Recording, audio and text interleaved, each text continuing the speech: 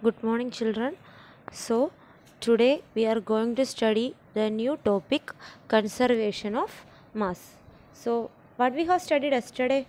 Yesterday we have studied studied that how kinetic energy explains the interconversion of state of matter, and we have completed how a solid is solid is converted to liquid, and how a liquid is converted to solid according to the kinetic energy, right?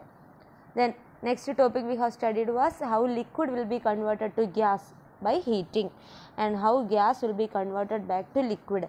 That also we have studied. And in all these cases, what will be the kinetic energy when we increase the temperature and when we decrease the temperature? What will happen when we heat? When we increase the temperature, kinetic energy also increases. When we decrease the temperature, kinetic energy decreases. Okay, and the last topic we studied yesterday was the condition of change of state differ from substance to substance, right? That also we have studied that the boiling point of water will be 100 degrees Celsius, and the boiling point of ethanol alcohol will be 78 degrees Celsius. So, from one material, one substance to another substances, their boiling point or melting point or freezing point will be varying. Okay, so that much we have studied yesterday, and today we are going to study conservation of mass. How we can save? Conservation means saving. So, how the mass is saved in an element, in a compound. Okay, so that we are going to study. You know that only a rearrangement of atom or molecules takes place when a change occurs, right? For example, one plastic piece we are taking, one plastic. Okay, if that plastic is made up of small tiny particles of its own molecules are present. So, when we melt that plastic, okay, and we have changed the shape of that plastic into some another shape, okay, so the molecules will not change, right? The molecules will not change, but their shape will be changing.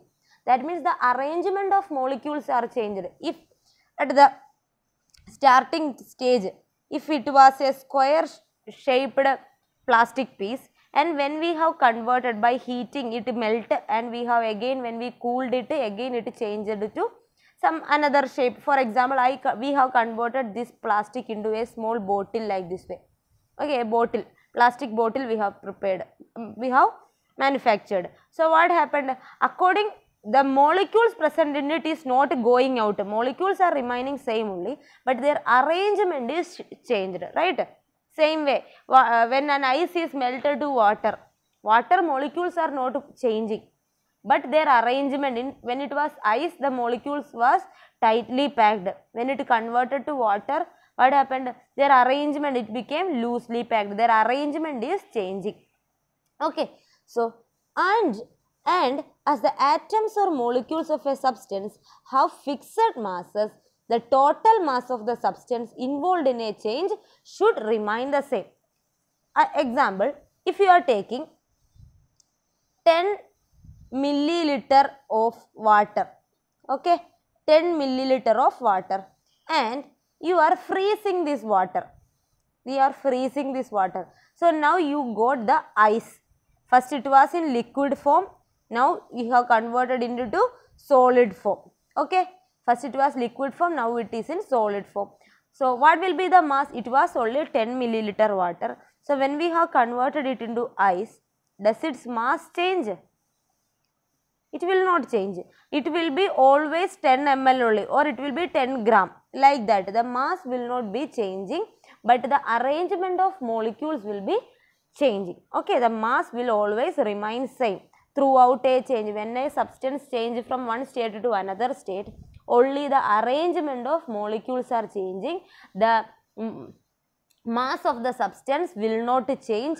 It will remain same before and after a change. Understand?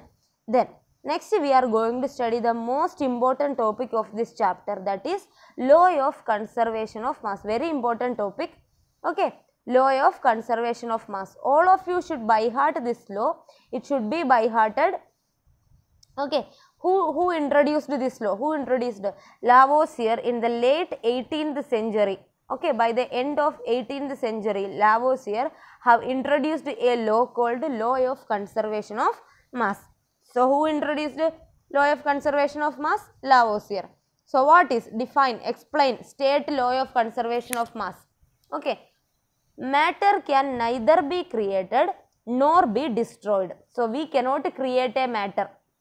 We cannot destroy a matter. But what we can do? We can change from one form to another. For example, ice. Ice consists of small tiny particles. Okay. So, that matter, the matter present or that ice or the matter present in that ice, we cannot create it or we cannot destroy it. Okay. But what we can do? We can change it from one form to another. We can change ice from ice to water or water to water vapor. So, from one form to another we can change, but we cannot create it or what we cannot destroy also. And what will be the condition? The total mass of the substance before and after the change remains same. Understand? So, what is law of conservation of mass? Matter can neither be created nor be destroyed, but can be changed from one form to another, and the total mass of the substance remains same. That much is enough. Don't want to write the in between. Okay, this much only you have to study. Matter can neither be created nor be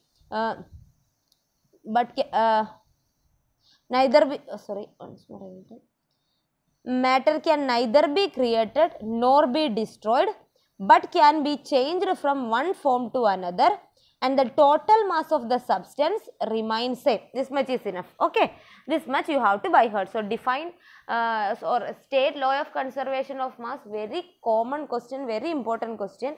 What is law of conservation of mass? Law of conservation of mass states that matter can neither be created nor be destroyed, but it can be changed from one form to another, and the total mass of the substance will always remain same. That I have told that if you are taking 10 ml water, if it is freezing, its mass will not change, it will always be 10 only, it will not change its mass. Okay, another example, if you are taking a candle, okay, if you are taking a candle,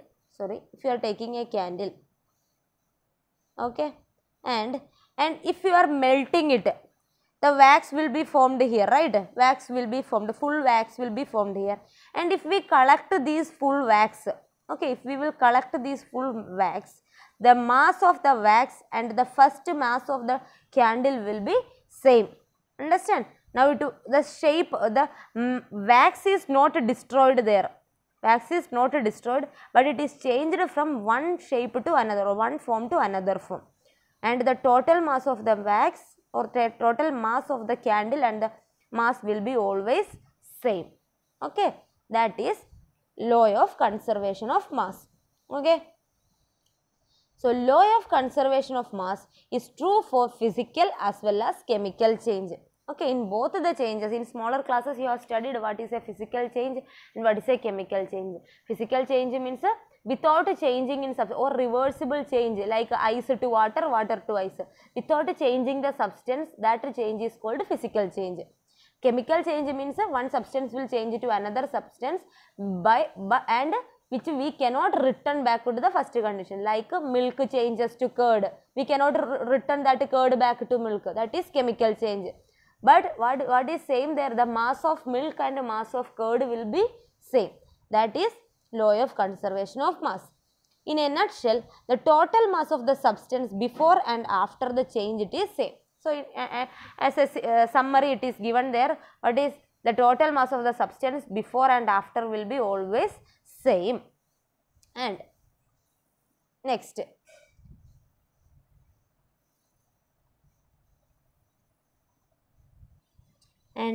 it is physical change. What is physical change? Now only I explained that physical change means an irreversible change. We cannot change it back to the original condition. That is physical change. So, it is easily understood that there is no change in the mass of a substance when it undergoes a physical change. So, when a substance undergoes a physical change, it will not have any change in mass. For example, the mass of an electric bulb. Okay, think that a bulb is glowing. Okay, so for example, the mass of an electric bulb does not change after it remains lighted for some time. So when we have turned on the light, okay, when it is glowing, when it is lighted, that time also the mass of that light will be same, and after when we switch it off, we check the mass of the bulb, which will be same only. That means it is a physical change. The substance remains same there, and at that time that is a physical change, and the mass of that electric bulb does not change during that change. Okay. Similarly, a given mass of an ice on melting gives the same mass of water. So we can say when an ice is melted, okay, when an ice is melted, the mass of the ice, and when it is melted it will form water, the mass of the water, both will be same. That already I have explained, right? So, and a given mass of water on boiling give the same mass of water vapor. So, how much water we are taking, and when it is get evaporated, that is same mass of water vapor will be collected. So, that is a physical change. During a physical change, the substance will not change, but the its shape or size or state will be changing. Okay. During that time, when that substance is undergoing physical change, the mass of the substances, the first substance and the later substance, the both the substance mass will be remaining same. So next change is chemical change. What is a chemical change? According to law of conservation of mass. So this definition of physical change and chemical change we will study in detail in our chapter 2. Okay. So in chemical change, what will happen? According to law of conservation of mass, in a chemical change, the sum of the masses of the reactant is the same as that of the product. For example, if I am taking 5 gram of hydrogen, okay, sorry, 5 gram of hydrogen and 5 gram of oxygen, okay. These two gases are mixed together. That time I will get H2 plus O2, we will get water, H2O. How much water I will get here? How much water I will get?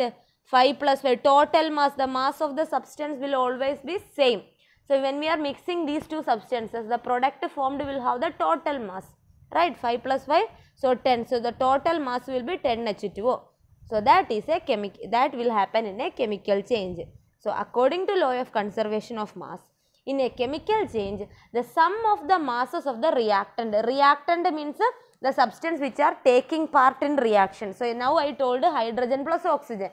So that they are the reactant, and the product formed, that will be the product. Okay. So the sum of the reactant will be equal to the mass of the product. Okay. The mass of the reactants total will be equal to the total mass of the product. Okay. We must look at the total mass of the substance before and after the reaction. So the mass of the reactant equal to mass of product. This is taking place in a chemical change. Okay. Another example. Let us consider the burning of a piece of paper. Okay. We are burning a piece of paper. During the process, so what all things will be forming when a paper is burned? What all things will be formed? Some ash powder, black color powder, ash powder will be formed, and we can see smoke will be going out, right? Some smoke will be produced, that will be carbon dioxide gas. And if we will stand there, we can feel some vapor also. So water vapor is also produced. These three are the products.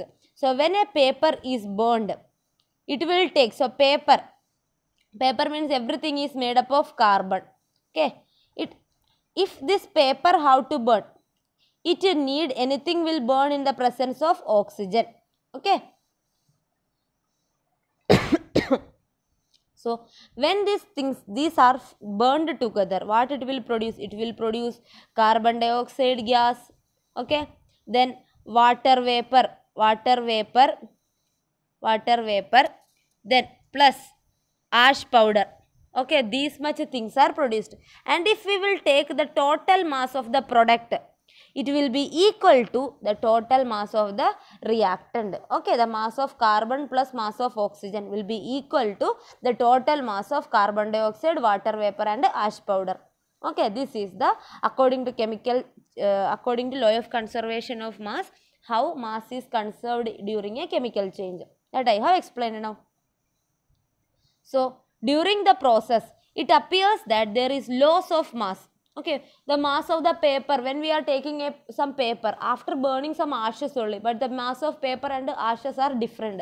That time we will think that this is not that means law of conservation of mass is not obeyed here. But the remaining mass, where it went? It went in the form of water vapor and carbon dioxide gas. Okay. In fact, while burning, the paper takes up oxygen from air and forms some ash plus carbon dioxide and water vapor, that I have mentioned now. Okay. Then, so we have to see whether or not the mass of the paper plus oxygen taken from the air is equal to that of the ash plus carbon dioxide and water. So that we have to check. We have to check whether that paper and oxygen, when they have the total mass of paper and oxygen is equal to that product, that we are going to check the experiment. Okay. For that, an experiment is given below. Okay, one experiment is given at the last, that we will study now. Okay. So mass of paper plus oxygen equal to mass of ash plus carbon dioxide plus water vapor. So this is the thing, mass of the reactant is equal to mass of the product. This is law of conservation of mass. So an experiment is given here.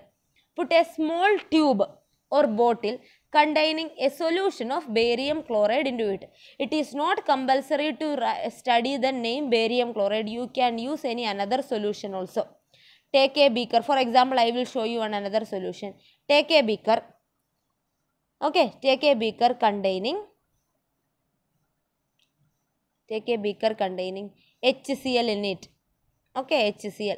But in our textbook it is given as take a beaker containing barium chloride solution. So instead of HCl we can take barium chloride also. So any one you can by heart. Okay, barium chloride. Okay, barium chloride or HCl, any one we are taking. Then what we are doing is, this total mass of its mass we are taking. First what we will do, first step is take a beaker, put some barium chloride solution, then weight it.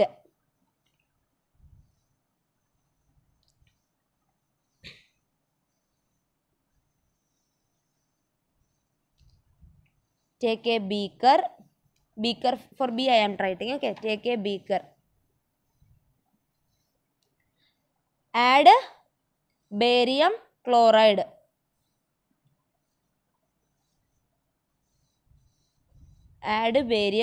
into it. And next what we are doing, step number 2, weight it. Okay, weight it. So first step is we are taking a beaker, adding some barium chloride into it, and next we are weighting the substance. Okay, see this diagram. We are taking a beaker containing barium chloride solution. Okay, this beaker, small beaker. This small beaker is containing barium chloride solution, and we have weighted that small beaker. And we have taken a large beaker containing which solution? Sodium sulfate solution. So 2 solutions we have taken. So if you forget their name, you can use, instead of barium chloride you can use HCl, hydrochloric acid, and instead of sodium sulfate you can use a NaOH, sodium hydroxide. NaOH you can use. Okay, so any solution you can take, it is not compulsory to by heart their name itself. So take a small beaker containing barium chloride solution and weight the mass of the beaker. Second, take another beaker containing sodium sulfate solution. Take the measure the weight of the second beaker also. Now third point, immerse or keep the small beaker inside the bigger one. So now we have kept both the beakers inside, so that the total mass will be formed there. Both of them's mass we got now. And the next step what we have done, see, in the next step we have closed the mouth of the beaker. Next step, Now it is both are not mixed there. Both first beaker and second beaker, both liquids are not mixed. But when we tilt the bottle, when we tilt the beaker, what happened? Barium chloride and sodium sulfate, both of the liquids get mixed together. And after the reaction, so now they have reacted together, a new product is formed, mixture is formed, chemical reaction taken place. So now we are going to take the weight of the bottle, everything total weight we are again going to take. Will it be same? Will it be same? Yes, no? If you are taking a beaker first, when we are taking a beaker,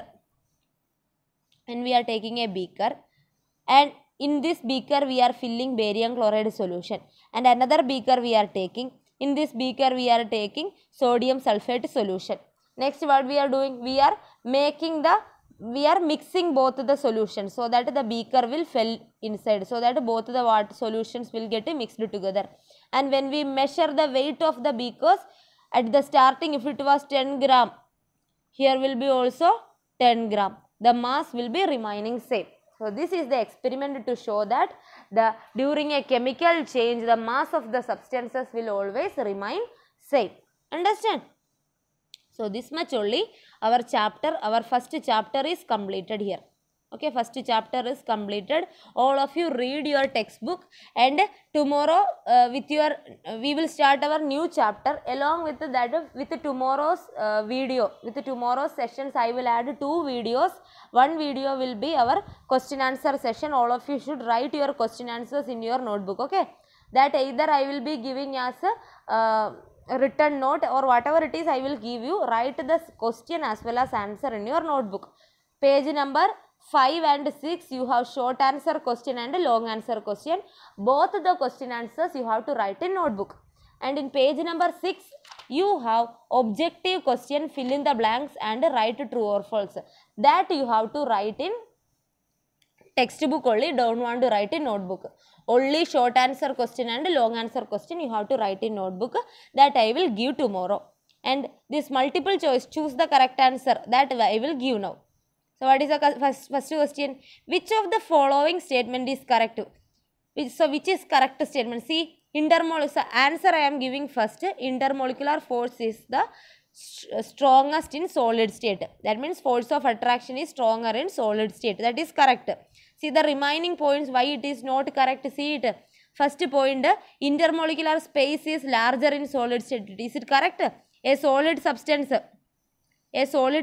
the intermolecular space are larger. Is it correct? No. In solid state, molecules are tightly packed so that there is no intermolecular space. That is why first point is wrong. Then third point, intermolecular force is strongest in liquid state. Is it correct? In a liquid, the molecules are loosely packed. So is their intermolecular force stronger?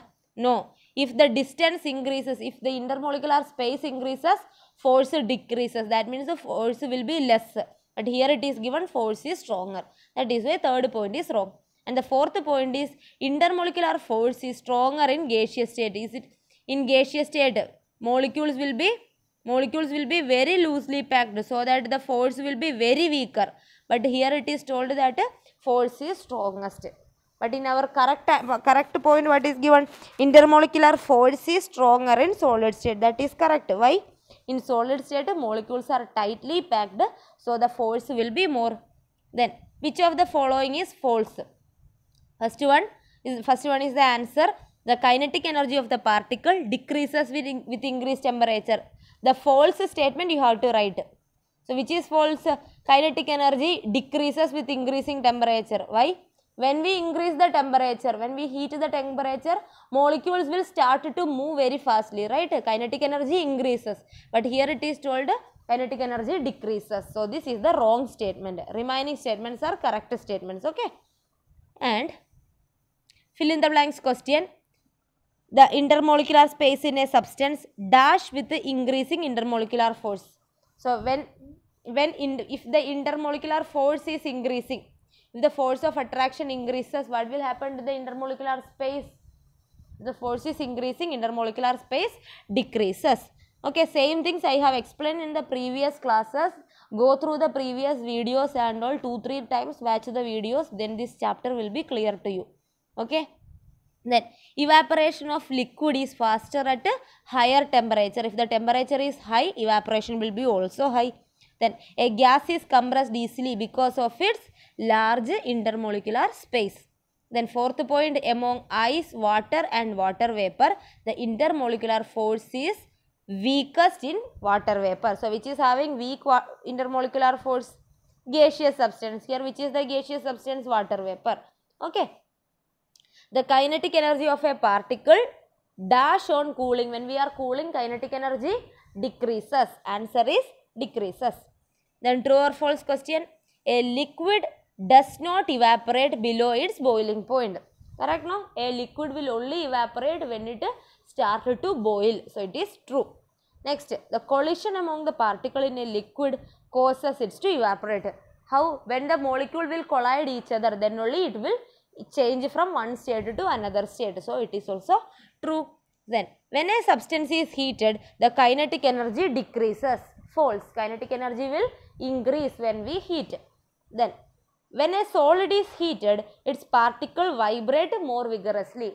True, because when we are heating the substance, the solid state particles vibration will increase, so that kinetic energy also increases. There is practically no decrease in total mass of the substance in a chemical reaction. Right now, the total mass of the substance will always remain same. So that is also true. Then burning does not obey law of conservation of mass. False. Every changes will obey law of conservation of mass. So this much only our objective type questions. So long answer question I will give, short answer and long answer question answers I will give you tomorrow. All of you should write it in your notebook. Okay. Thank you all of you. Take care.